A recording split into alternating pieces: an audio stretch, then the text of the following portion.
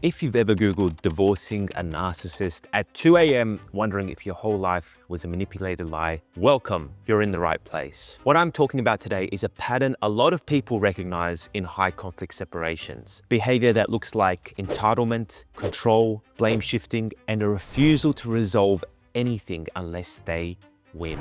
This is the Narcissist Divorce Playbook, a set of predictable tactics that you often see when someone is determined to dominate the process, and what you can do so you don't get emotionally hijacked or legally pushed to the side. Now, if you're new here, I'm Hayder Shkara, an Australian lawyer, and I make videos to help you understand the law. And if you're going through separation right now, take a breath. You don't need to beat them at their game. You need to stop playing the game they're trying to drag you into. Let's talk about that playbook. The first move is what I call the charm offensive. Early on, and sometimes right through court, the other person can present themselves as someone that's very calm, someone that's reasonable, well put together, polished. They're the person who writes emails, very detailed, no mistakes. It looks like it's a perfect setup. And the whole time you're thinking, this is not the person that I lived with. This is not the person that I separated from. They're putting on a front so other people will think that they're the good person. And I find this is where a lot of people start to panic, because this is when they feel like no one's going to believe their side of the story because they're looking at this well-polished, put-together person. The thing is, family law isn't decided based on how someone presents at that moment when they're separating. It's based on evidence. It's based on what actually has occurred and the evidence that you're able to accumulate over time. And your job is to show clearly and consistently what's happening and how it affects the kids, the safety of the kids, the practical reality of co-parenting with somebody that's got narcissistic traits, and how hard it is to get them to agree to come to an agreement or to follow a set of orders. And that leads to my second point in their playbook, which is about rewriting reality. It's about minimizing, it's about gaslighting, it's about not remembering certain things and only remembering other particular things. Every time you raise an issue, then suddenly you're the problem and they don't respond to what you said. They instead try and respond to something that's completely different or raise other issues that make you feel like you're the irrational one. Or, of course, my favorite, insisting that something never happened in the first place. So they will just say that, no, this never happened, you're making it up, or you're remembering it differently, which is a classic gaslighting technique. So how do you outsmart that tactic? For me, I always give the advice that you stop arguing about the story and you focus on what you can get evidence of. And that sometimes can be quite boring, but instead of going into every argument and trying to win each argument, you need to think, how is this going to be presented outside and what evidence you can accumulate throughout the situation. The only way to kind of go through this is to really desensitize yourself and do your best to kind of think of yourself as just a store of information, like a beige filing cabinet. And no, you could be any color, doesn't have to be beige, but if you're just a filing cabinet, you're just a store of that information and you're not reacting and you're not getting emotional. And that's the point that you really want to try and get to. And there is a communication approach that's commonly taught for these high conflict situations, and it's called the Biff method. It's brief, informative, friendly, and firm. It says, I'm not here to fight you. I'm here to just discuss the change over time. And that's powerful because it gives them a lot less time to kind of twist around and get emotional, distort all of the facts. So here's another example of what Biff sounds like in real life. Not something like, you're a liar and you always do this and you're ruining my life and you're the reason why my mother-in-law hates you, but maybe change it to something simple, clean, friendly, firm. I'm confirming that the changeover is going to be at 4 p.m. at the usual spot. Thanks. Keep it at that. It's friendly, it's firm, it's professional. It doesn't go into whole large stories. There's no emotional TED talk, because you got to understand their playbook relies on you being emotional. The more emotional you are, they treat that like material that they can use and expand upon. So if you don't give them that, then you're exhausting them of their options. Okay, move number 3 in the Narcissist Playbook is the delay and exhaust strategy. And this one is so common, it should come with its own warning label. I see it happen all the time. People dragging out negotiations, going silent for weeks, not answering the most basic of questions or requests for disclosure. Then they start demanding all sorts of documents that they don't actually need from you. They start putting in really crazy timelines because they're just trying to be as uncooperative as possible. And there's a reason as to why they do this. And that's because exhaustion makes people want to give up. It makes people just want to settle because they want to end the pain and suffering. So what you need to do here is to counter this move. And the best counter move is putting structure in place, follow-ups, deadlines. And if you're in court proceedings, you lean into the process and the compliance of the court proceedings rather than just going back and forth without having any structure in place. And sometimes that's what I recommend when you have this situation. I know everybody says when they come into the office, I don't want to go to court. Court is where I don't want to be. And I agree. It's not a good place and it can cost a lot of money. But if you have a situation where somebody is doing that exhaust technique, you need the structure of the court process where there are orders in place, a timetable is being set by a judge, non-compliance means consequences. All of those things are what a narcissist would not want. So you sometimes need to go through that process in order to ensure that that structure and that fear is in place. In financial and property matters, both parties have a duty to provide relevant information, and that's what we call the duty of disclosure. Now that applies both in parenting and property matters. So any kind of financial documents, anything that's relevant to the asset pool, anything that's relevant to the parenting side of things, there is a duty on both parties to provide all of the documents if they are requested. That could be things like bank statements, super statements, any company records, any documents that are in relation to trusts. And this is something that's required so that the court can say, look, you know exactly what's going on in this situation. There's no black holes of information, and you're able to kind of come to an agreement without having the court intervene. And if the court does have to intervene and make a decision, at least the court has the full picture in front of them. So that duty of disclosure, it starts even before you go to court. And of course, it continues even if you do go to court.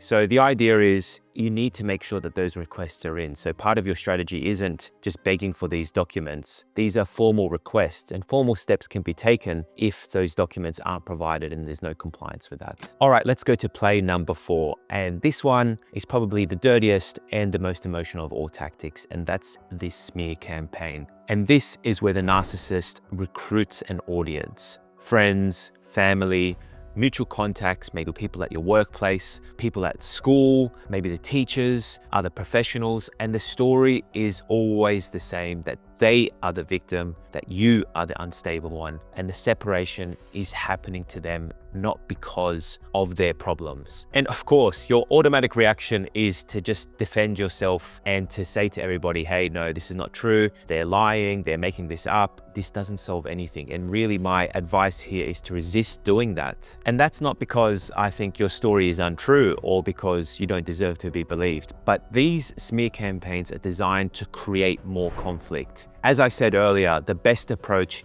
is the Biff approach, which is keeping things brief, informative, friendly, but firm. And if you start entertaining all of these stories that the narcissist is putting out there, whether it's directly to you or whether it's out there in the community or friends and family, then it creates more fuel for this person to then start burning. Yes, I understand this will be emotionally difficult, but from the legal side, you've got to understand courts don't care about the popularity contests, about these smear campaigns. They're there to make decisions based on evidence alone. And in parenting matters, only one thing matters, and that is what is the best interest of the child. It doesn't matter what Susan's mum thinks or what Harry's dad thinks about you or about the other parent or what the principal of the school thinks. None of that is really going to matter when it comes down to decisions that are made in court. So do your best to not get caught up in all of this. Okay, move number 5 of the Narcissist Playbook is using the court process and litigation as a method of control. And yeah, this is a sad, unfortunate truth. We've got a legal system that is open up to everybody, and there's a reason for that, because everybody deserves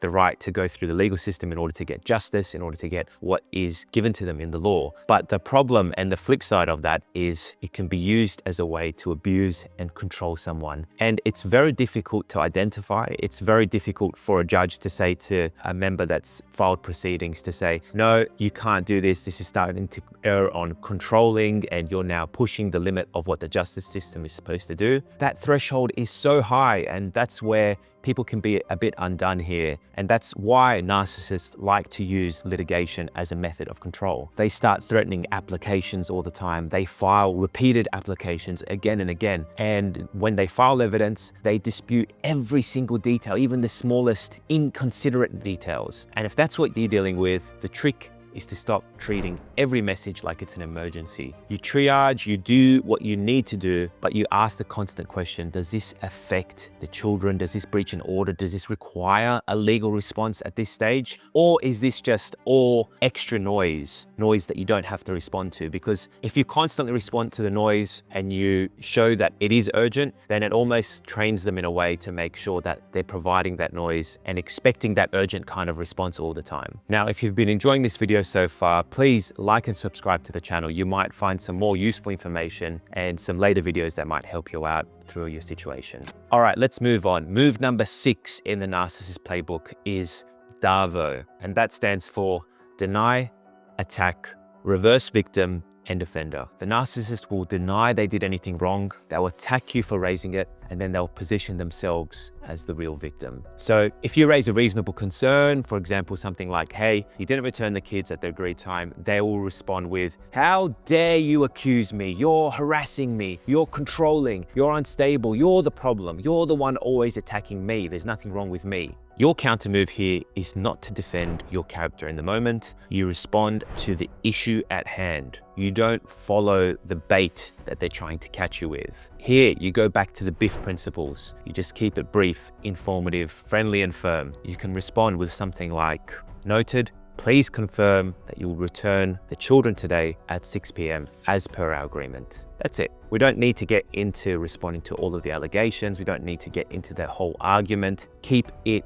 brief, keep it firm. The second you get pulled into defending your own personality, you've left the actual issue aside. This issue of changeover is not something that's being dealt with. It's about your personality now, and that's exactly what they want. So don't give them that. Okay, so we're at move number 7 now of the Narcissist Playbook, and that is what I call the fog of information. And what that means is they'll start overwhelming you with extremely long emails full of irrelevant accusations, things that happened far back in history, and they would start demanding these random responses to it. And the whole point of this is to confuse you, it's to upset you, and it's to get you to respond emotionally or inconsistently, and again, to drag you into their bait, into that trap. Again, you do the opposite. You ignore what doesn't need to be addressed. You don't go into the details. You keep it firm, you keep it brief. Okay, move number 8 of the divorce playbook, and that's using the kids as leverage. And this one sucks. The most common one I see is turning the kids into messengers. It's getting them involved with the conflict. It's interrogating them, asking them questions when they're at home. It's making them feel guilty every time that they do something. Can you imagine being a child getting shuttled from one house to another, and you already know that something negative is going on in the background, but now you're being pressed for questions, details about what happened at home. What did you eat? Who did you spend time with? Did you see your parents' new partner? What were they like? Asking all of those questions really starts to have a negative effect on the children. And part of this is used as a way to kind of get information, to try and use them as a spy to see what's going on the other person. So again, it's an attempted method of control. It's an attempted method of getting more information when they should just stick out of the situation entirely. Children shouldn't have to feel guilty about spending time with either parent. And unfortunately, when you start interrogating children about their activities, they feel like they've done something guilty even though they haven't done anything wrong. Another thing that I see happening is stopping flexible arrangements when it comes to parenting and time with children, just for no reason at all. So for example, if somebody might have a special event, maybe it's a member of their family's birthday, or it's a grandparent's birthday, or a significant event like that, and it's not their weekend, then if they make that request and that is unreasonably denied, again, it's unnecessary. It's involving the kids, and it's just a method for people to use to control the other person, make them upset, and cause a reaction once again. The Narcissist Playbook. In summary, if I could hand you a single mental shift to carry into every interaction you're now going to have, it's this. Stop trying to win all of the emotional arguments that are put to you and focus on the outcomes. The outcomes can be won. But if you think that you're going to win the arguments about your personality, about the attacks to yourself, then you are going about this the wrong way. The focus on the outcome is really the single most important part of dealing with a narcissist through separation. Now, I'll finish with this because I know some of you are watching this with a terrible feeling inside because you know it applies to you. And you're probably thinking, okay, I can do all of this, but it still hurts. What am I going to do? Because they're never going to stop and they're going to keep coming at me. And I'm going to give you the hard truth. You can't control this other person, but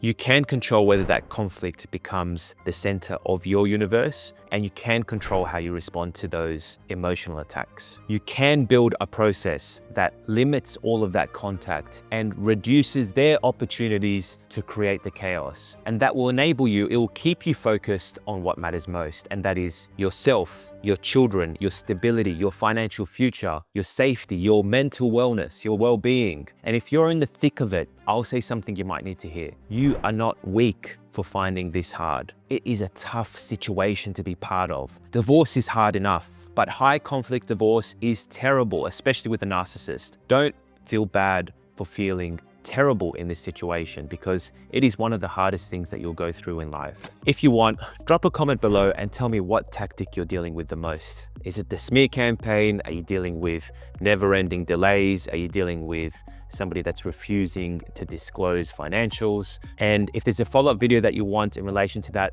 let me know in the comments. I read them. I want to know how I can help you guys and serve you guys better. Please like and subscribe to the channel, and I will see you next time.